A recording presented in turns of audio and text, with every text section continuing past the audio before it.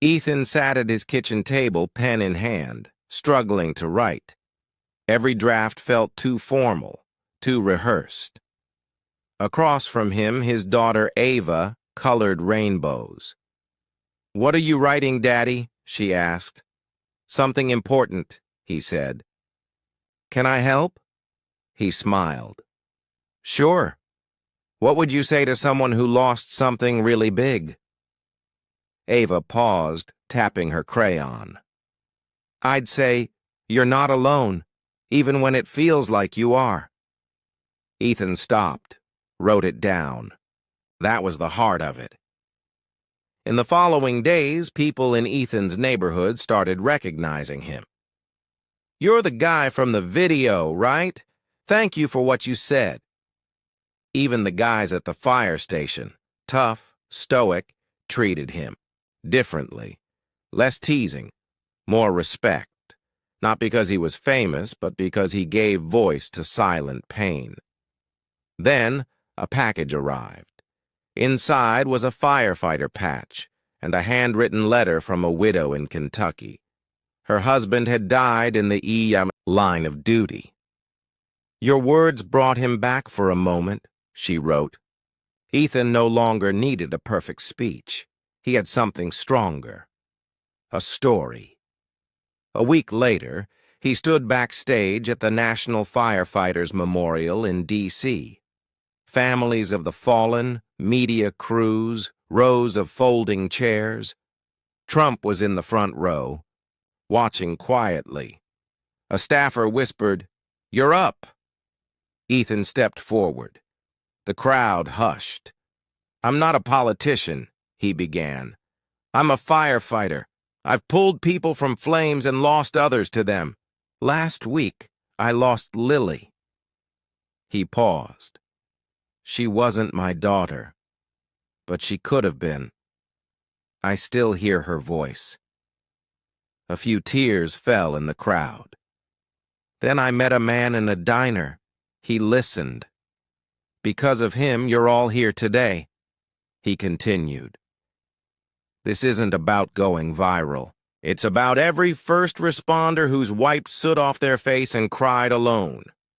Applause started softly, then grew.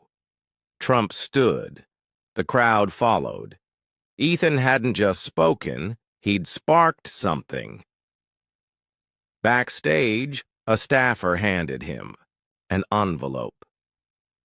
"Delivered by hand," they said. Inside was a note on pale blue stationery. "Dear Mr. Cole, you don't know me, but you knew my daughter, Lily.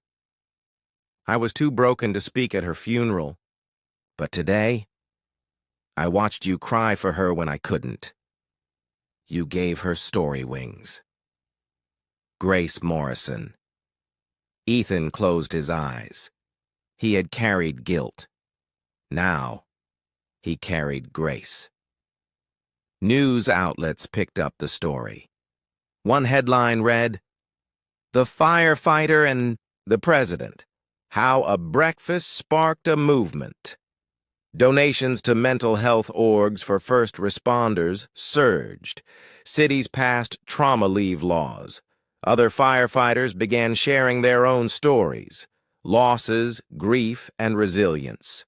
Ethan received thousands of messages. So he launched a simple site, Firelight Voices, where first responders could share anonymously or openly. Trump even shared it, writing, "Ethan turned tragedy into truth and truth into action. It wasn't about Ethan anymore. It was about every person who walked into a fire and came out with unseen scars." And it all began with one breakfast. A week later, Ethan got a message on the site. It read, "I'd like to meet you, Grace." They met at a quiet cafe. Grace wore a white scarf and sat by the window. When Ethan approached, she stood and hugged him. "I wanted to meet the man who carried my daughter's memory farther than I ever could." They talked for hours, about Lily, about firefighting, about healing. Grace shared something new.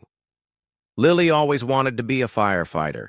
She used to call the garden hose her dragon. She handed Ethan a photo. I want you to have this. You kept her spirit alive. That night, Ethan uploaded the photo to Firelight Voices, above the words, for Lily, for every name we carry. Back. At Station 19, something shifted. Marcus, one of the toughest guys on the crew, came up quietly. I saw the speech. I lost someone last year. Never told anyone, just drank more. Ethan asked gently, Want to talk about it? They sat in the break room for 2 hours. Soon others joined. Grief, close calls, laughter. It became a ritual. Fridays at 5. No uniforms, no ranks, just coffee and truth. 2 weeks after the event, Ethan's phone rang again. Ethan, it's Trump. Mr. President, I want to propose something. A national initiative for first responder mental health, a hotline, counseling, real funding, and I want you to help shape it. Ethan hesitated. I'm just a firefighter. Exactly, Trump said. You've been in the smoke. You wrote it down. We need that. That night, around the dinner table, Ethan's brother James, always the successful one, raised a glass. To Ethan, who got the president to eat diner eggs and start a national program. Laughter followed. Then something more serious. We're proud of you. Not for the attention, for showing the world what we've always known. You protect people with a big heart. Ava chimed in. He's my hero. Ethan's mother reached for his hand. And your father would have said the same. For the first time, Ethan believed. 6 months later, the first Firelight Summit launched in Chicago. Firefighters, EMTs, police officers, all gathered. Ethan stood at the podium, Lily's photo in hand. I once wrote a note to a little girl who never got to grow up. Today I write to all of you. You are not alone. You are not forgotten. Workshops followed. Peer support, wellness strategies, family care. Each attendee received a patch, a flame with Lily's initials stitched into it. At the closing, a weathered man approached Ethan. You don't remember me, do you? I should? I was holding Lily's hand when you carried her out. I was trapped too, but I survived. Ethan froze. The man continued. I lost everything, but watching your speech gave me a reason to get back up. They hugged wordlessly. Sometimes survival is invisible until it stands tall.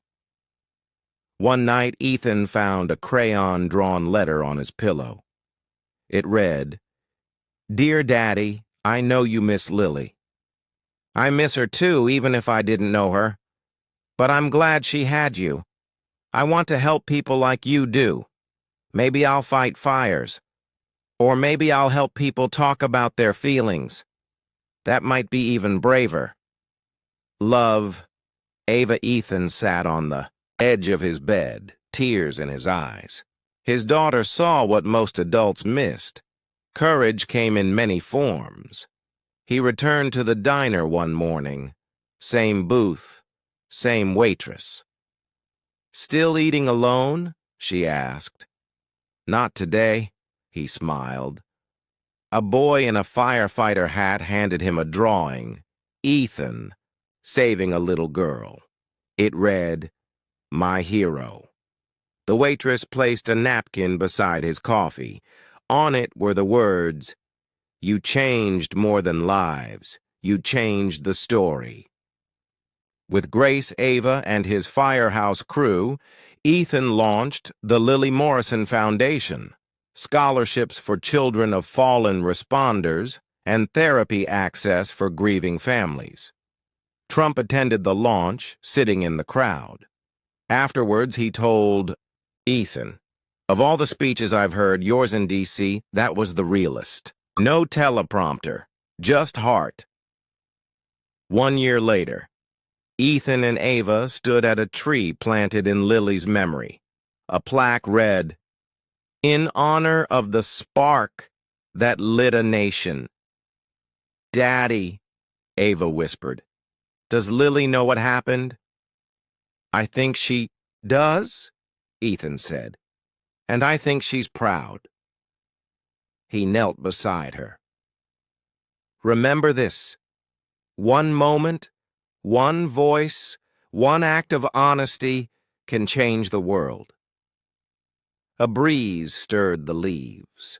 Somewhere in the silence, Ethan felt a warmth, not from fire, but from love.